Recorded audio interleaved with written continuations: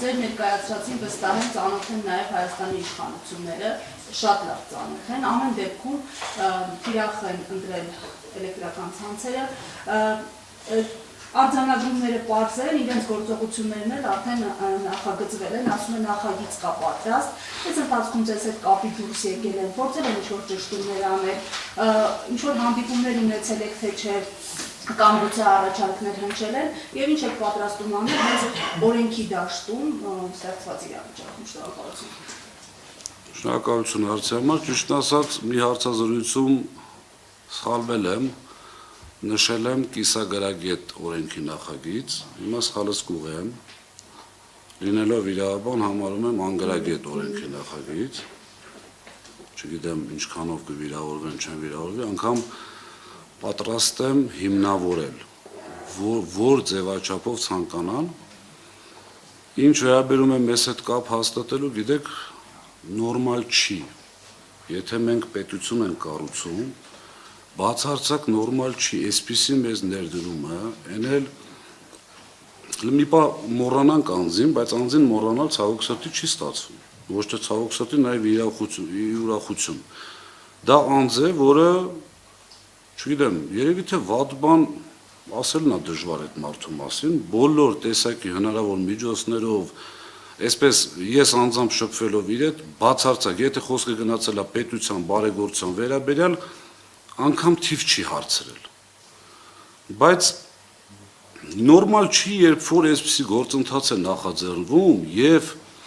այն ընկերությունը, որին փորձում են պետականացնել, խլել, ոնց ուզում եք այդ անունը դրեք, յուրաքանչյուր բառ այդտեղ տեղին է։ Որևիցե ձևով, լավ, առանց փաստաթղթային, ինչ որ զանգով, եկեք քննարկենք, հասկանանք, միգուցե չէ, մենք էլ ունենք թերություններ, մենք էլ ունենք խնդիրներ, անսխալական ոչ մարդ կա, ոչ կազմակերպություն կա աշխարհում, բացի Հիսուս Քրիստոսից, չի եղել այդպիսի բան, այստեղ է, այստեղ պրոբլեմը հենց այստեղ է,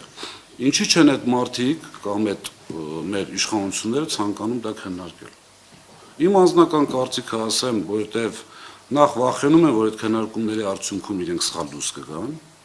այսինքն այստեղ պետականացնելու խնդիրը ընդհանրապես մտածելն մի անգամ օգտագործել եմ, շատ են, չգիտեմ, ասում են մի օգտագործի, բայց եւս մեկ անգամ կօգտագործեմ, այստեղ խելագարության կանխավարկածի խնդիր կա։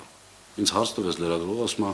դուք կանխատեսում եք, որ հնարավոր է այսպիսի գործընթաց, ասում ենք չենք պատրաստվում խելագարության կանխավարկածով առաջնորդվել։ Հիմա չի եղել, ձեր հարցին այսպես մի քիչ երկար ստացվեց պատասխանը, որևիցե ձևով չի եղել։ Իսկ ինչ եք պատրաստում անել օրենքի շրջանակում եք հասնել։ Չնայած որ մեր դեմ պայքար է տարվում ոչ օրինաչափ, այսպես ասած առանց կանոնների մարտի ձևաչափով, մենք պատրաստվում ենք հաշվի առնելով, որ մեր ընկերության սեփականատերը պետականամ այդ մարդ է, մենք պատրաստվում ենք բոլոր իրավական ճանապարհներով պայքարել այս գործընթացի դեմ։ Եթե անգամ ներպետական այսպես հնարավորությունները սահմանափակ է մեր համար, բնականաբար արդեն մենք հասկանում ենք, բայց այդտեղ արդեն միջազգային կազմակերպություններ, մեր գործընկերների հետ միասին շատ վատ արձագանքներ ենք ստանում մեր միջազգային գործընկերներից, իհարկե չեմ կարող տրամադրել այդպիսի փաստաթղթեր, այո, որ զարմացած են շատ, ապշած են։ Օրինակ ստանում եք։ Ինչ առաջարկներ։ Լավ, երբ որ հարցը ինձ հասնի, հարցը որ պաշտպանեք։ Բոլոր իրավական ճանապարհներով ունենք ուժեղ իրավաբանական թիմ, մենք ճիշտ ենք, իսկ ճիշտ լինելը դա մարդուն ուժեղացնում է մի քանի անգամ։ Հաջորդը, մի քանի անգամ նաև նշվում է, որ ընկերության մինորիտար բաժնետերը Կարապետյանների ընտանիքին պատկանող, բայց Պետրոսոն գրանցված ընկերություն է, այստեղ կա ինչ-որ պայմանագրային որևէ կետ, որևէ պայմանագրում կամ որևէ նման իրավական փաստաթղթում, որ